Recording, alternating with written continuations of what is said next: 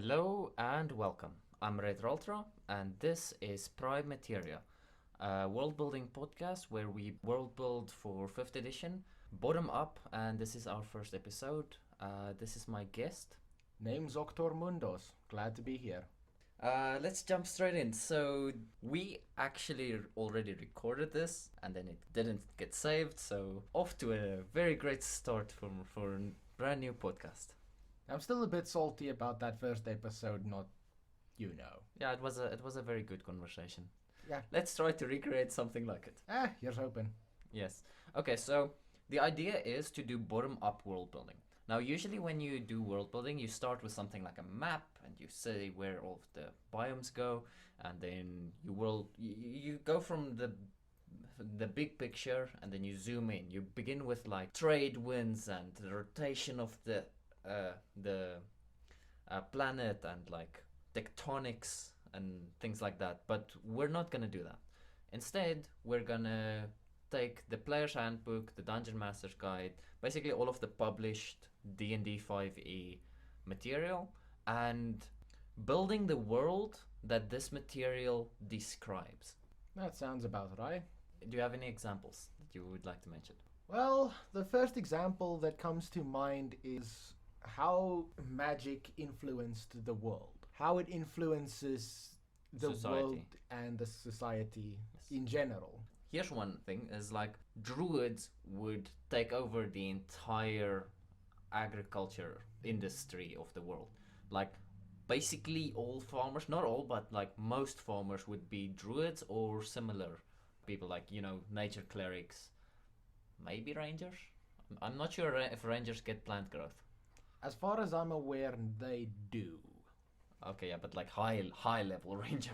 Well, I think it's a 3rd level spell or a 4th level spell. 3rd level spell, and since rangers are half casters, it would take them Above level 10. Oh no, Yeah. no, 3rd level is 9. Yeah, 3rd level spells is at 9th level. Either way, you do not want to fuck with the person on that farm. Yes, definitely not. As for player character levels and like how much of the world is a player character, the thing that I came up with is like, first of all, 30% of the world would definitely not be a player character.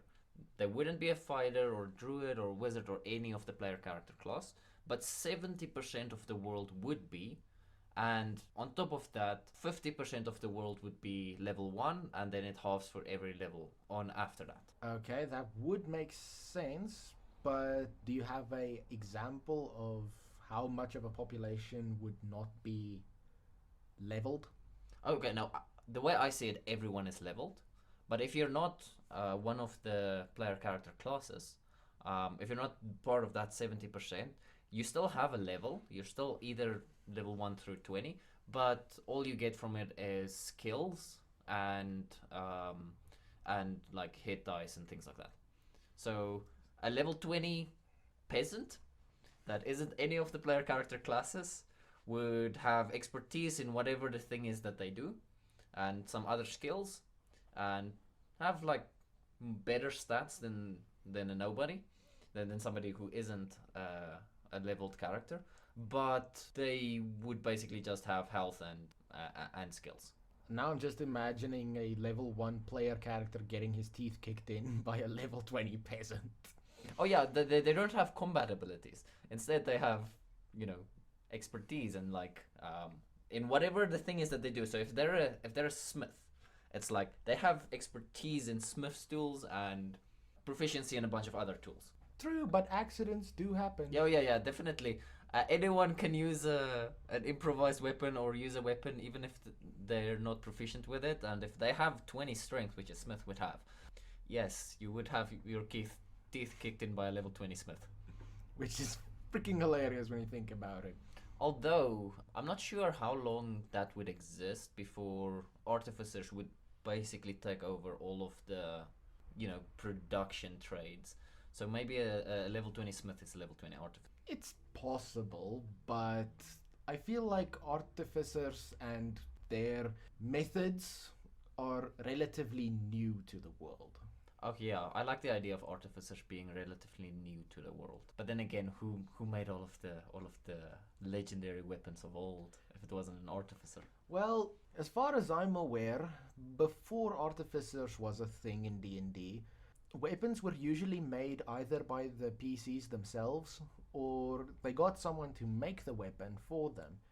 And usually when it became a magic item, or when it came to magic items, it was usually wizards who did the infusions for Oh yeah, that said makes items. sense. That makes sense. Although, just because artificers didn't exist in the game doesn't mean they didn't exist in the world. Yeah, And, like but in the background as a non-player character. perhaps, but artificers are mostly associated with technology. Yes. Whereas in a more Medieval-ish. medieval-ish, it would be more wizards than artificers. Yeah, or Artificers might exist, yeah. I won't deny that, but that specific part of creating magic items would have been mainlined by wizards. someone else. Specifically Yeah. wizards or... Yeah, wizards. That makes sense. But I like this idea of like 50% of the world is level 1, 25% of the world is level 2, 12.5% are level 3, and then when it comes to level 20, 1 in a million people are level 20. So in a population of, let's say, 37 million, there would maybe be like 37 level 20s? Yes. So the equivalent of some Chinese city in Chongqing, if I'm not mistaken. In the equivalent of that city in your world would have a lot of high level characters. Also, imagine a world where let's say the king has 10 court mages that are level 17 and above. This can this makes sense in a city where there's a focus on arcane study, and so they have a higher amount of wizards in general, and they have maybe a population of 2 million. Having 10 court wizards, all of which who have access to 9th level spells, all of which work for the government and have all of the resources of the government, what would you use those 10 9th level spell slots on if you were a king and you can command these wizards? Wish. Okay, what else? It's like Nothing else. Only wish. the problem with wish is if you cast it, every time you cast it, you run a chance, I think it's a 33% chance of never being able to cast wish again. So even if they all know wish, I don't think they would cast it every day. But besides that, that's literally a nuke. Those are 10 nukes because those are 10 castings of Meteor Swarm That is true. that the country has access to. Or through polymorph. Or what's the one, shape change, where you can change the shapes of like a vast army and turn them all into, I don't know, big apes or something. Or power word kill. Oh fuck, yeah. Or time stop. Yes. Time stop, I feel like court wizards would actually definitely pack. Yeah, but that's high level and that's mainly for cities. Yes. So, Most medieval cities had only about 100,000 people, and those are big cities. Majority of towns and villages have way less people, which means a much lower chance of having a level 20 character or NPC as part of that village. much lower, but not impossible. No, not impossible. There's always a chance. But the idea is that 1 in a million people are level 20, 2 in a million people are level 19, and so forth. Or you might just have rotten luck and come into a village where an entire party of level 20s live. That's an interesting idea, but I don't think they would live in a town. I think they would live in their own kingdom that they created themselves. Hey, maybe they want the country life, you know? Yes.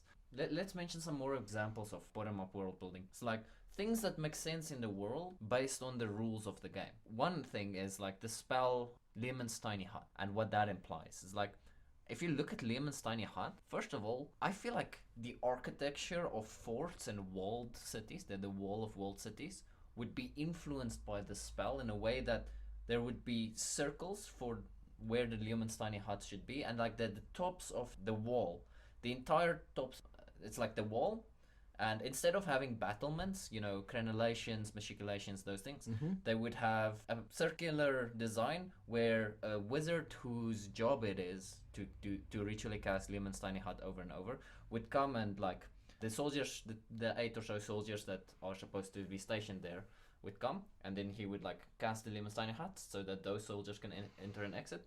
move 30 feet to the left on the wall and make another one, and then move 30 feet left and make another one. So the entire top of the wall would be full of these colored, I think the wizard can choose the color, but it's like opaque half spheres.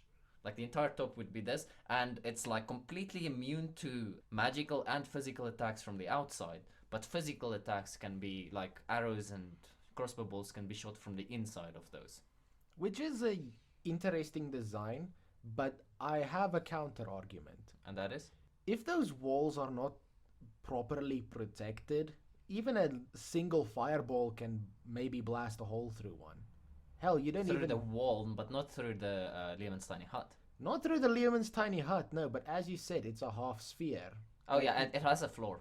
Yeah, but when that floor goes away, what happens? When there's no wall to support them to stand on, what happens? Okay, if the wall goes away, the thing has a floor, and people will still be able to be in it until, end spell disappears. And then they fall to their death. Well, not necessarily. First of all, the situation under which the wall would crumble. So, like, why wouldn't somebody have some kind of wall of force set up? And like as part of the wall, it's like an area where you can cast a wall of force, maybe on the outside or on the inside, to protect the wall during a siege. That is very possible, but then I remind you how high level wall of force is? Yeah, it's like 4th or 5th level, I think. Actually, it's 7th level. Wall of force is 7th level? Or 8th, I'm not sure. I'll look that up for you. But I can tell you it's a much higher than you assume. It's definitely a very high level. So the chances of a city having wall of force would... Or they might not have a lot of ammo with wall of force. No, not enough to cover all of the walls in walls of force. But maybe enough to cover the part that was destroyed, to replace it with a wall of force. Yes, but at that point, all you just need to do is knock down walls. Yeah, but we're talking under siege conditions here. So, first of all, sieges don't happen often. And a siege battle in a world where magic is common would definitely be an amazing thing to witness. It would be, deny that. Another example of bottom-up world building is like the spells breathe water and walk on water. Like, imagine a dock where instead of the boat docking, especially for smaller boats. For bigger ships, it makes more sense for them to dock. But like smaller ships, like there's just a wizard or a druid stationed there whose entire job is to cast walk on water on the dock workers, and then they carry the cargo, like they walk onto the water and carry the cargo to the boat. Or like barnacles that have to be cleaned off of ships. Instead of taking the ship out of the water, they cast water breathing on the dock workers, and they go down there with their daggers or whatever and clean off the barnacles. Okay, I just checked. Wall of Force is 5th level. That's my bad. Yeah, but it's still fairly high level. How many people will be able to access that?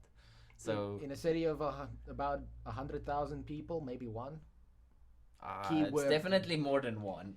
Keyword maybe. Okay, so 5th level spell, that means 9th level character, which means half to the power of 9. That's how many people are that level. But then again, how many of them are wizards? That's also the other thing. They might have level 9s, but they're not necessarily wizards. Yes. Let's assume there is a wizard capable of casting. Yeah, but here's... Okay, so that's 195 people in a city with 100,000 people. So that's just under 200 people that are level 9. So let's say 10% of them are wizards. Then there's about 19. That should... 19 wizards who can cast Wall of Force, so yeah, well, it's only one spell slot. And Dispel Magic exists. Yes, Dispel Magic is such an interesting spell. Another thing that I want to mention is kind of including in Dispel Magic is all traders would take like one level of Wizard or Artificer or something like it. But Wizard specifically might be useful for them for comprehend languages, detect magic, identify, Tensor's floating disk to transport things, and then cantrips like mending and message and mage hand, yeah. Maybe even minor illusion to make shop windows and to... Okay, but minor illusion won't be very useful for that. For shop windows, you need like major image or programmed illusion. Programmed illusion. Maybe it's like nice. Maybe if it's like a small village, they could maybe use it if it's like a good day with their traders coming in or just people passing Yeah. by. Yeah, but I feel like at least the common ritual spells that everyone should have, like every party should have somebody who has them. Most traders should have that, like especially identify and detect magic. Okay. Another thing is imagine like a New York City advertisement street, except instead of screens, it's illusions all the way. That's an interesting city. Yes, and So- also things like refrigeration should definitely exist. There are so many cold spells, and like there are ways to attach a spell to an object. So even if it's literally just a wand that freezes the inside of the box on a certain time period, there is your fridge. Things like that should definitely exist. True, but I'm more of a runesmith kind of guy. Oh, I like the idea of rune magic. Rune magic as a way to enchant objects makes sense, and there is precedent from it in D&D. Like it's a fighter subclass. What's It's called the Rune Knight. the Rune Knight.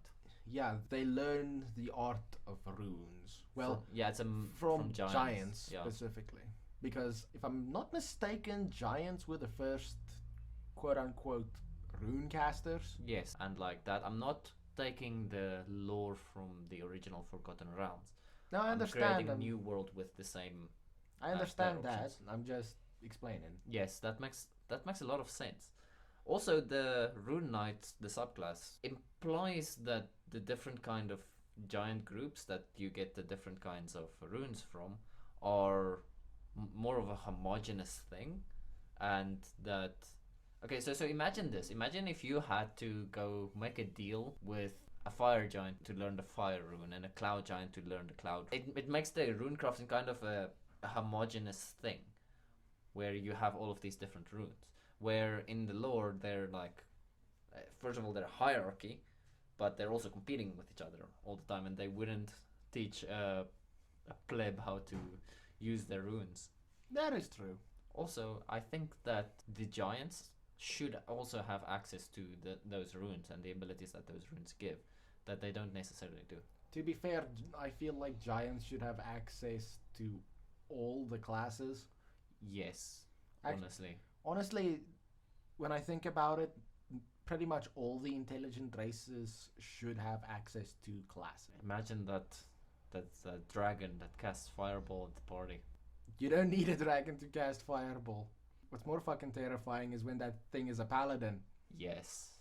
A dragon that smites you with their teeth. and their claws. Could a dragon put a smite on its breath weapon? Not on its breath weapon, but on its physical attacks it can definitely. I think there was a ruling about that once where somebody asked if a paladin druid multiclass can use divine smite while in their animal form, and the answer is yes. You can use it on natural weapons, but there's a technicality where if you interpret it in the right way, you still can't use it on unarmed attack, because natural weapon still counts as a weapon. Yeah, but you could argue that a breath weapon could be a natural weapon. Yes, but it's not a weapon attack. The enemy has to make a saving throw, so it depends on how you rule it. Obviously, somebody will rule it that a fire dragon can smite on their fire breath weapon, but first of all, it's not necessary. Old enough and big enough dragon can do insane damage with their breath weapons. You're not wrong, but just hear me out. You walk into this ancient dragon's lair. He's tired. He's had a very long day. He just wants to sleep. And now you people are coming in trying to steal his stuff. He's not in the mood for this. Yeah. I saw a thing today about the meld into stone spell. It's a Yeah. 4th level spell. Now imagine if a dragon, you walk in, and then out of the wall of this cave came a dragon, breath weaponed you, and went back into the wall. Yeah, no, at that point I'm ditching. At that point you need to know when to bail. Yes. But it would be interesting. Anyway, is there anything else we want to mention for this episode? Well, a spell that does come to mind, aside from Dispel Magic and Identify and all the others that you've mentioned, Mm-hmm. is plant growth. Yeah, plant growth, especially for farmers, and like it's like every farm should have plant growth basically on it permanently because it doubles the yield of the land. That is true, but then there's other spells as well. Spells such as create food and drink, purify food and drink, even Goodberry. Yes, Goodberry would be a lifesaver, especially in a time of famine or a time of siege. Having characters that can cast Goodberry would make one city survive. And the thing is, people would know about these things. Also, I'm thinking of message. The use of message on the battlefield, where you can from 120, I think, feet away, give a command to this captain in this area of the battlefield, give a command to this captain in this area, give a command to that captain in that area. The coordination can be more on the lines of modern warfare than medieval warfare. That's highly probable. Also, you probably don't want to put all of your soldiers in a rank and file like block, because they're gonna get meteor swarmed. Or firebolt, yeah. You don't need meteor swarm for So that. I feel like the contemporary time period that D&D is taking place in is actually closer to modern time than to medieval time, even if it has a medieval coat of paint on it. I can see that. Also, I kind of like the idea of monarchy, but elected monarchy instead of hereditary monarchy. You've heard of the 5 good emperors of Rome, the first 5 basically. Yeah. And the reason why they were all good emperors is because none of them had children, and the custom was if you don't have children, because it was a hereditary position. So if you don't have children, what you do is you adopt someone who you see good potential in and who you can see being a good person, and then they inherit the title from you. And then the fifth emperor had a child. Yeah. That's an interesting idea, but not every city is gonna be like that. Yeah, obviously not. I can imagine there being all kinds of kingdoms. There could be tyrannies, there could be dictatorships, there could be theocracies. There can be communism. I don't know about communism. It works on small scale. On a very small scale, it definitely works. Okay, if it's small scale and it works on small scale, then sure. It can also be a hellhole on a large scale. You can have your equivalent of the Soviet Union. It can be fun. How about no? Like famine for everyone. Everybody can die equally poor and equally hungry. Hey, unless there's some rebornness somewhere. They don't need to eat. Although I do want to say that, okay, here's something that I like, a big world building element for Pri Materia that I haven't mentioned. For NPCs, it takes a year of training to get from level 0 to level 1, and then it takes 2 years of training to get from 1 to 2, 3 years to get from 3 to 4, so from 2 to 3, and so it takes an amount of years equal to the level that you're going to get from the previous level to that level.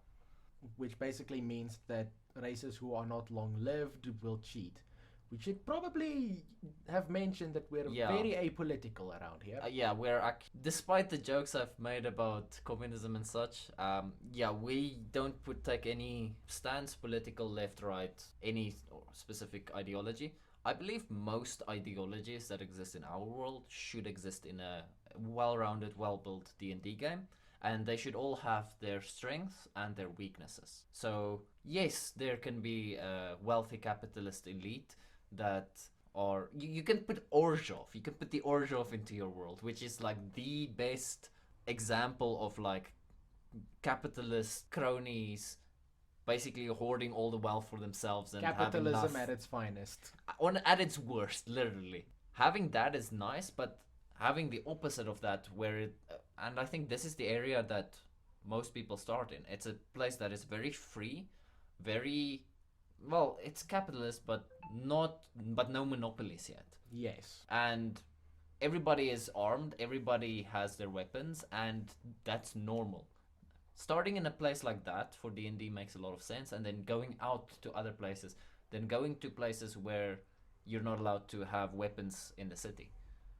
Which makes a lot of sense, to have places that disallow weapons and spell focuses in cities. And then obviously there are places where it's normal. If you're gonna hang out with a tribe that's like constantly moving around the wilderness, they're not gonna say no, you don't get to have weapons while you're doing that. Although they might have a building that you're not allowed to take a weapon in. I'll admit, if a tribe told me, yeah, no, we can't have our weapons within this tribe, I would be very concerned about how they survived. Yes, that makes way more sense in a city and in a place where everybody is civil and everybody's trading and everybody is, living a good life. But in a place where it's like literally kill or die, like the wilderness basically, that does not make a lot of sense. Yeah. Okay, yeah, so I was saying that about how much time it takes to get to the next level. Mm-hmm. There should be a bunch of exceptions in the world, and player characters, I think, should from the beginning from fairly early on in the game get access to the exception, whether it's like a type of crystal that you consume in some way that gives you a level up, or whether it's like this power of friendship bond that you get access to when you join the guild, like a adventuring guild or whatever. Something that makes you gain experience way faster than a normal person would. That makes sense. So I like the idea of there being that kind of plot contrivance for that. Just to make the game... Although, the idea of having a year or 2 years of downtime, or maybe going to level 10 and having 10 years of downtime, I kind of like that idea. Yeah, but at some point your characters are gonna grow old. Yeah, and then they'll have children, and it's like... And then you play as the children. Marcellus never got his child. Marcellus is dead. Hey, well, undead. He's undead. Hey, he became a lich, and then basically the in-world equivalent of a, well, god of death. Well, undeath, but still. Yeah. God of the grave domain. Grave domain. Wait, isn't the grave domain the one that combats the undead? Depends on how you flavor it. In my world, he's the god of the grave domain because he's both life and death, and it's about the bridge between life and death.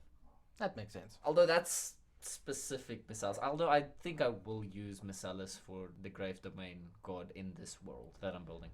It's just nobody else has ever wanted to have a player character sent to godhood in my game. I mean, what else is there to achieve? A family. Which many people have achieved. I mean, okay, sure, but you're not gonna have a family of your own. Not Fair. when you're not when you're undead. I mean, you can adopt. You can raise a family. Yes, you can. But in all honesty, like, I feel like adoption would be your only way to go. Okay, now to close. Thank you for listening. If you like this, do the equivalent of liking it on whatever platform you're listening to this on. And please join us for the next episode next week, where we are going to talk about the different classes and like how old they are in the world and like how long they've existed and how different classes would have Blended together and like kind of evolved from each other. That sounds about right. That could be an interesting topic for when it rolls around. Yes. Goodbye. Adios.